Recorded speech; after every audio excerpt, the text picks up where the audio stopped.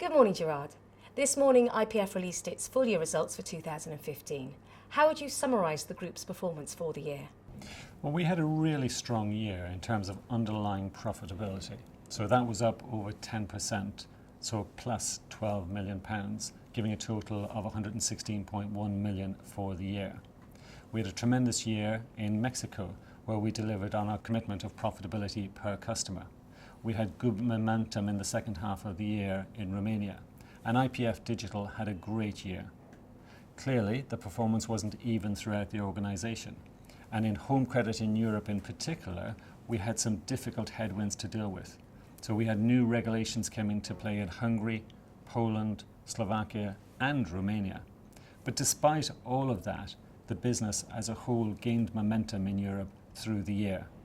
Now clearly those regulatory changes will impact profitability going forward, and that is in Poland and in Slovakia. But we're committed to delivering for our shareholders, and we think we're well set up to do that in 2016 and beyond. Why have you evolved your strategy and what are the main areas of focus? Well, the reality is we needed to evolve it because all around us the environment is changing, and there are three principal reasons for that.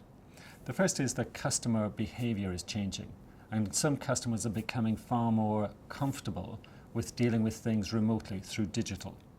The second reason is there's far more competition today than there would have been even just 2 years ago, and all of that competition is through a digital platform, mostly payday lenders.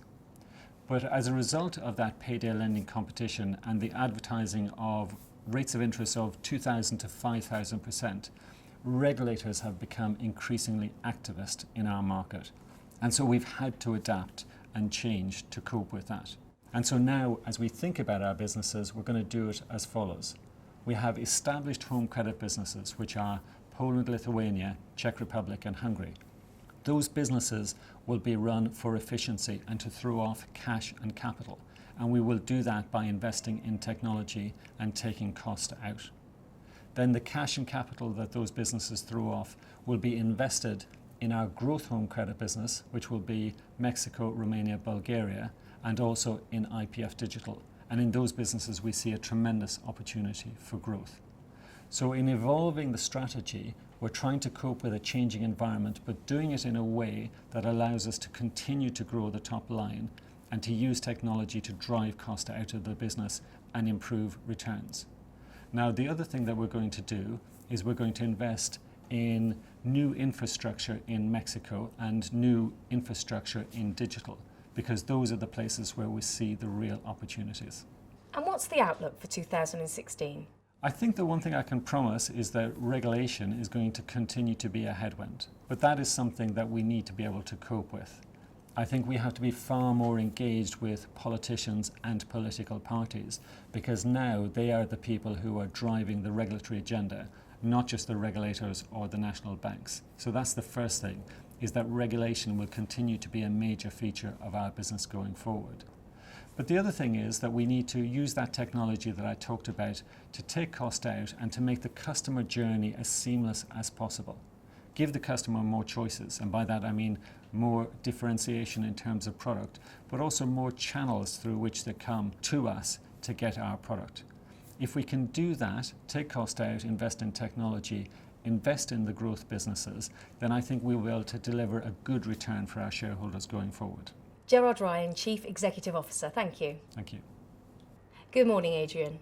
So we just heard from Gerard about the group delivering a robust financial performance despite the regulatory change in Europe. What are the key drivers? Yes, we were pleased to have reported an underlying profit growth of over 10%. That's over £12 million, £12.6 million. We used some of that to invest into our digital business, so we invested an incremental £2.8 million into IPF Digital. We also don't hedge our P&L for foreign exchange differences, and sterling has been very strong over the course of the year, and as a result we saw profits impacted by £17.2 million as a result of FX differences. This brought our overall profit before tax for the year in at £116.1 million. Those three things together bring us to our annual result of £116.1 million of profit before tax. Now that was led by strong growth in all of our businesses except for Czech and Slovakia. It was led by Mexico, which grew its profit by over 53%. What we saw in delivering that from the top line was that we grew the amount of credit that we issued by 13%. We grew our customer numbers by nearly 7%, and that led to a revenue increase of 4%. We also had good cost control. Impairment as a percentage of revenue is one of our key metrics. We have a target range of 25 to 30% for that measure. The group ended up with a result of 25.7%, so comfortably in that range. You reported excellent progress in your digital business in 2015. What is the market opportunity and investment required to execute your plans? We're very excited by our digital business. At the moment, it has 4 established markets. That's in Finland and the 3 Baltic countries of Estonia, Latvia and Lithuania. Those 4 countries represent 12 million population. We have 134,000 customers in our digital business, and over 90% of those are in those 4 established markets. So substantially our business today is in those 4 countries. However, we've opened operations in Australia, Poland and Spain. Those 3 countries have a population of over 100 million. So we have a substantial additional population group to go after. Now, opening in new countries involves a degree of investment.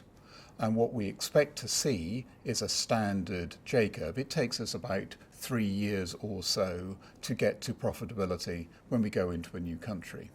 So in 2015, we invested a total of about £6 million in P&L investment into our digital business. We expect any one new country, any of those 3 that we talked about, to cost us somewhere between £8 and £10 million to get to profitability, and we expect them all to be profitable by 2018. What are your plans to deliver further returns for shareholders? We raised in excess of £135 million of new financing during 2015, and that left us with about £130 million of headroom at the end of the year. We have a very strong balance sheet, and we're a very capital generative business. We have a key metric in our balance sheet, which is the equity to receivables ratio, and we set a new target for this last year of bringing it down to 40%. The measure at the end of the year was 40.8%, so we're making very good progress in getting to that target. One of the ways that we were getting to that target was by returning capital to shareholders, and we executed a £50 million share buyback during the course of the year. And that brings the total of dividends and share buybacks returned to shareholders in 3 years to £227 million. So you can see we're a very strongly cash and capital generative business. It also allowed us to declare a final dividend of 7.8 pence per share, bringing the total for the year to 12.4p, or an increase of just over 3%. Adrian Gardner, Chief Financial Officer, thank you.